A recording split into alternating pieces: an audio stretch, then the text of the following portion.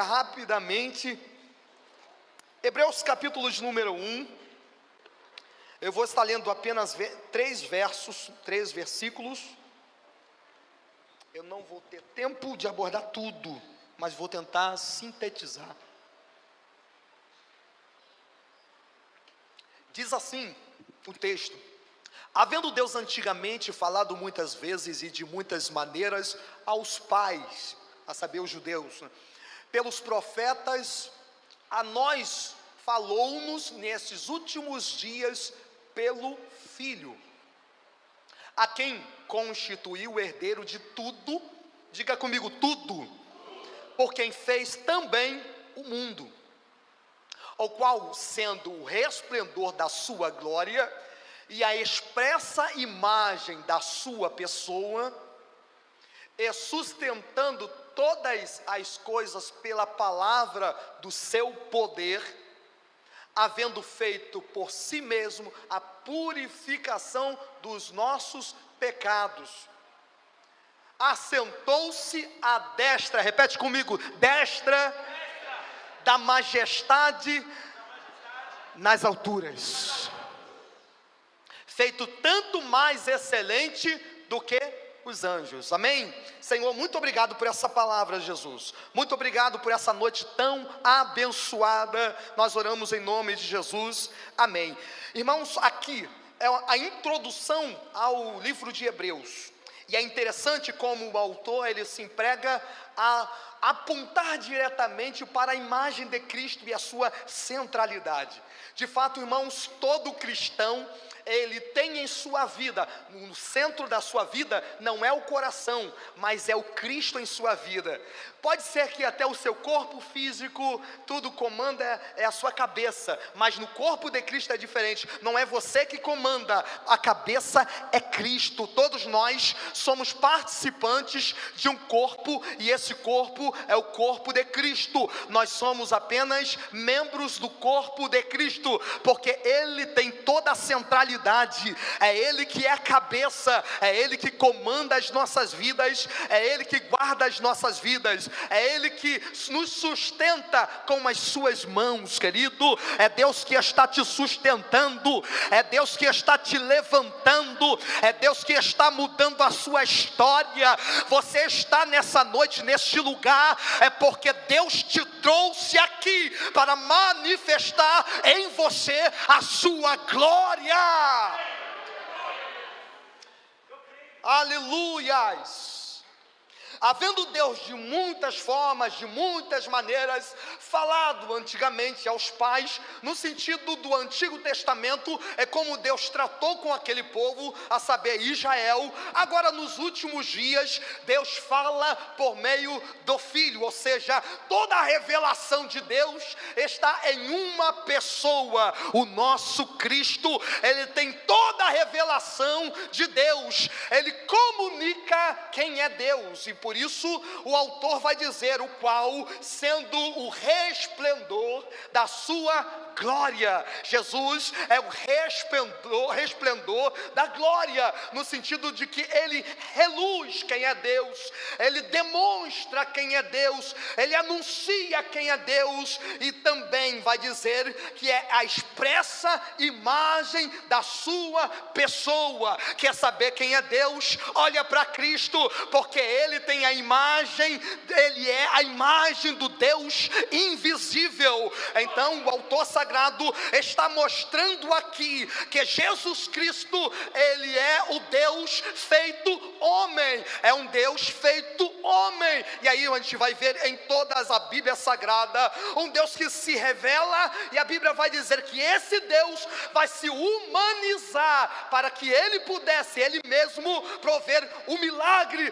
da regeneração, o milagre da restauração. Antes estávamos desgarrados como ovelhas fora do aprisco de Deus, mas Deus mesmo, Ele veio para solucionar o dilema que nós tínhamos, a saber, o pecado. Jesus, a Bíblia fala que Ele venceu o pecado, ainda não tendo pecado, se fez pecado por nós, tomando o nosso lugar na cruz do Calvário, se tornando maldito por nós, sendo açoitado, sendo humilhado, sendo vilipendiado, Jesus, ele subiu ao madeiro. A Bíblia fala que uma lança o transpassou, saiu dele água e sangue. Jesus disse, tetelestai, está consumado. Por quê? Porque toda a sua dívida, ela é paga em Cristo Jesus. A Bíblia vai dizer que Deus cravou na cruz do Gólgota toda a cédula que era contrário contra as nossas vidas. Toda a sua dívida já está paga, tudo aquilo que você devia já está pago. E o autor aos Hebreus nos orienta a tomarmos posse disso, a entender que Jesus é o sacrifício, ele é a centralidade de nossas vidas, deve pelo menos ser, e sendo ele a centralidade das nossas vidas, ele muda a nossa história. Entrega o seu caminho ao Senhor, confia nele, e tudo ele fará. Ele mudará a sua vida, ele vai mudar a sua história, ele vai mudar a sua situação que você está vivendo hoje, apenas confiando nesse Deus. Aleluias. E é interessante como a carta aos Hebreus quer demonstrar a superioridade de Cristo. E pelo menos tem 4 sessões dentro dessa obra tão magnífica, que para muitos é como se fosse uma oração, uma pregação. A saber, o autor, não sabemos quem, é um autor desconhecido. Há muitos que afirmam ser Apolo e outros afirmam ser Paulo, mas aqui é uma obra magnífica, irmãos. Eu te aconselho a ler esta obra de ponta a ponta, porque é tão magnífico, porque ela sumariza todo o conceito do Antigo Testamento, apontando literalmente para Cristo, porque todas as coisas no Antigo Testamento apontava para algo, um ponto em comum, a saber, Jesus no Calvário. Ele é o sacrifício expiatório, ele é o nosso sumo sacerdote, ele é a nova aliança no seu sangue, ele é maravilhoso, ele é suficiente para mudar a nossa história, querido. A primeira sessão vai dizer que Jesus é superior aos anjos e à Torá. Anjos, a saber por quê? Deuteronômio capítulo 32 vai dizer que a lei foi dada por meio dos anjos. Os anjos participaram de alguma forma para trazer a lei do Senhor. E lei ou Torá, no sentido de conceito, o próprio nosso Cristo é superior a esta lei, porque ele cumpre cabalmente todo o regime da lei. Quando diz que está consumado, significa que todas as leis mosaicas do Antigo Testamento foram por ele, não abolido, no sentido abolido, não digamos, apagado, mas ele cumpriu o regime da lei. E aí você me pergunta, então, mas e a lei moral? Toda lei moral também aponta diretamente para as características do nosso Redentor. E veja bem, o próprio Jesus, ele vai sintetizar o decálogo, que é o resumo até então da lei, e vai sumarizar de tal forma, apontando que, simplificando, que aquilo ali deveria nos levar a uma devoção única ao Senhor como único Deus das nossas vidas. E o segundo é que nós devemos atender, olhar para o próximo e amar o próximo assim como nós mesmos. Então veja, Jesus é superior a toda a lei. Toda a lei, Jesus é maior e cumpre a lei de forma que de ponta a ponta ele foi satisfatório. O seu sacrifício cumpriu todas as exigências da lei. Segundo lugar, aqui, pelo menos na segunda seção do livro, vai dizer que Jesus, ele é maior do que o legislador. Nós sabemos quem era o legislador do primeiro pacto, era Moisés. Repita comigo, Moisés. Moisés era o legislador do primeiro pacto, mas o nosso Jesus é maior do que Moisés. Ele mesmo profetiza dizendo que dias virão em que um maior do que ele viria. Este, irmãos, ele escreveria nos corações a lei do Senhor. Moisés tratava de uma lei que era tocada, ou pelo menos escrita em tábuas de pedra, mas Jesus escreve a sua lei em corações de carne. Jesus escreve a sua lei dentro do coração do homem, tirando o coração de pedra e dando um coração novo, um coração sensível, um coração que pode de fato interagir com Deus.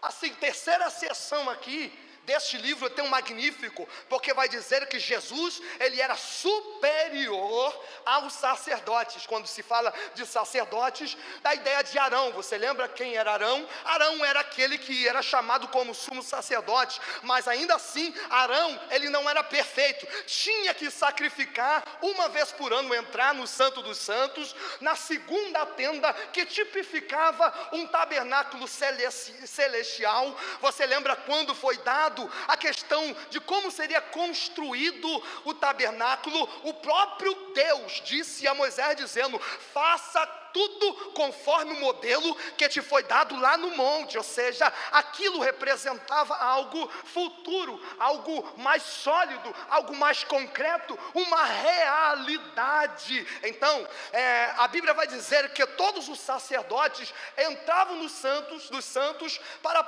não sem sangue. Por quê? Porque eles tinham que atender uma demanda da própria lei. Jesus, ele não entra várias vezes, ele entra uma vez só. Jesus, ele entra no Santo dos Santos uma vez só. Diga comigo, uma vez só. Jesus ainda está lá no Santo dos Santos.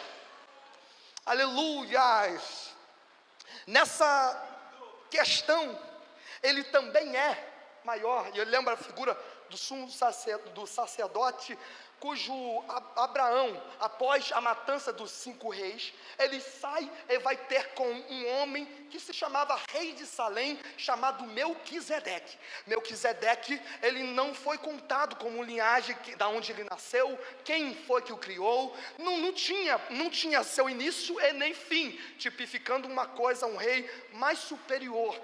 Portanto, o que, irmãos, para alguém dar dízimo para um indivíduo, era um reconhecimento de que era maior. Ou seja, quando Abraão foi oferecer a 10ª parte de todo o despojo que ele conquistou, ele apresentou diante de Melquisedeque, ele estava reconhecendo que aquele rei de Salém era maior do que ele, e aquilo tipificava um Cristo. Por quê? Porque nós sabemos que o nosso Cristo não vem de uma linhagem dos sacerdotes, a linhagem de Arão, da tribo de Levi. Nós sabemos que o nosso Cristo veio da linhagem de Judá, ou seja, a mesma linhagem de Davi, da mesma entranha de Davi sai o nosso rei. Ou seja, lembra do rei Melquisedeque? Melquisedeque, ele era sumo sacerdote e rei de Salém, que era anteriormente a cidade de Jerusalém, em outras palavras, né?